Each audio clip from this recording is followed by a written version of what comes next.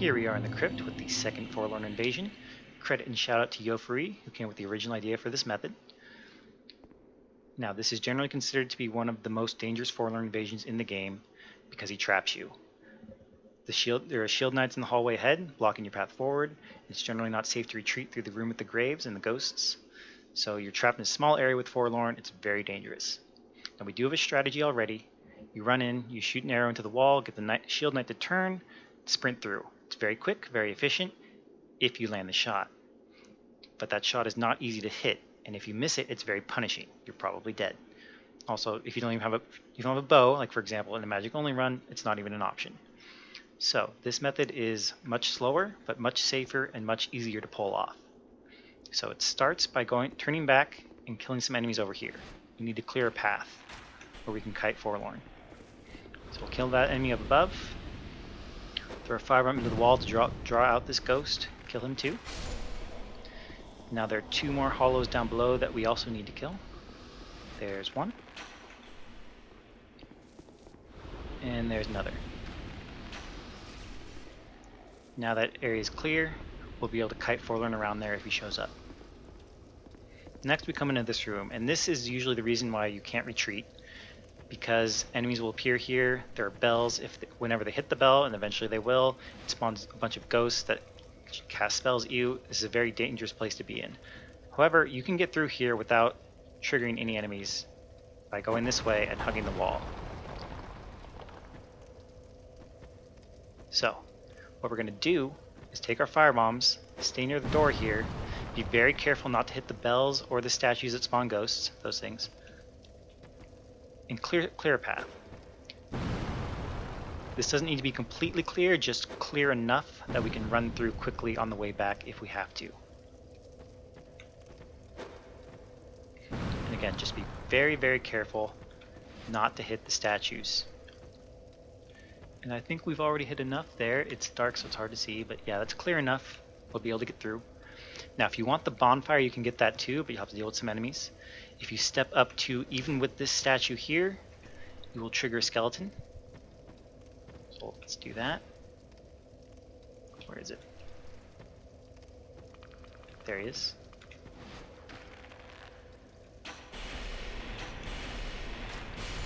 And you can kill these guys. They're not that dangerous. They also respawn in alluring skulls, so you can do that too. If you want to get to the bonfire, you're going to have to deal with that skeleton first, and then also this guy. So you can get to the bonfire, you can light it and return. Just be aware that this hollow will continuously respawn as long as you're in his area. So you may have to kill him multiple times. And you have to make sure to kill him, or else they will ring the bell, you'll get mages, it's bad. As long as you're not in his area, he won't spawn. If you don't need the bonfire, you can skip that entirely. Just come this way. Don't deal with any enemies at all. Okay, once we get to here, we need to kill this mage. With the rapier, it's very easy. Just get a backstab.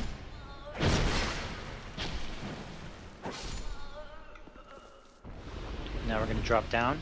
Enemies will not aggro over here. We're safe in this area for now. So we can clear a path here as well. This isn't strictly necessary. You can kind of just jump over these on the way back if you want. But it doesn't hurt to blow up a few. Again, just do not hit the bells. And that's good enough. I should be able to get through, no problem, if Forlorn invades. Okay, now we're going to step into his trigger. And reminder, Forlorn's invasion trigger is right at this doorway. So if he's going to invade, it's going to be here. And there he is. So when we see Forlorn invading, we're going to run up and get his attention. We need to make sure he's aggroed on us, because if he doesn't follow us through, then we might be in trouble. So take this opportunity to get some easy shots in, and make sure he's aggroed. Now we run.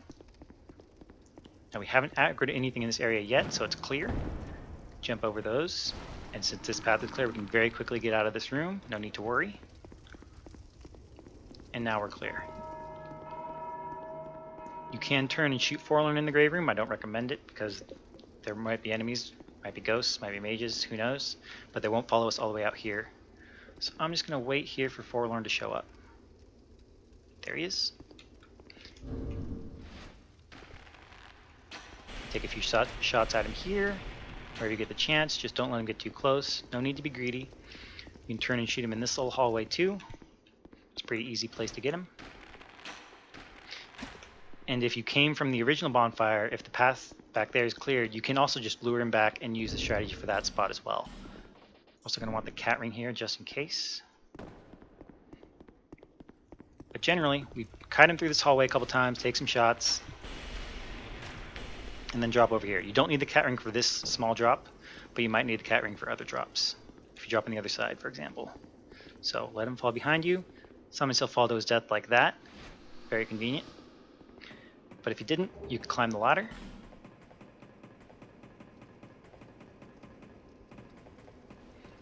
He'll have to climb up behind you. There's no other way out, so he has to follow you up, and then you can shoot him while he's on the ladder and do it again. Lure him back through here multiple times, drop down, lure him around. You can repeat that forever. Eventually he will die.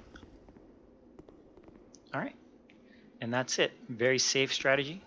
As long as you have a ranged weapon, you should have no trouble pulling this off. It is a bit slower, especially in the setup, but it'll get the job done. So, there you go.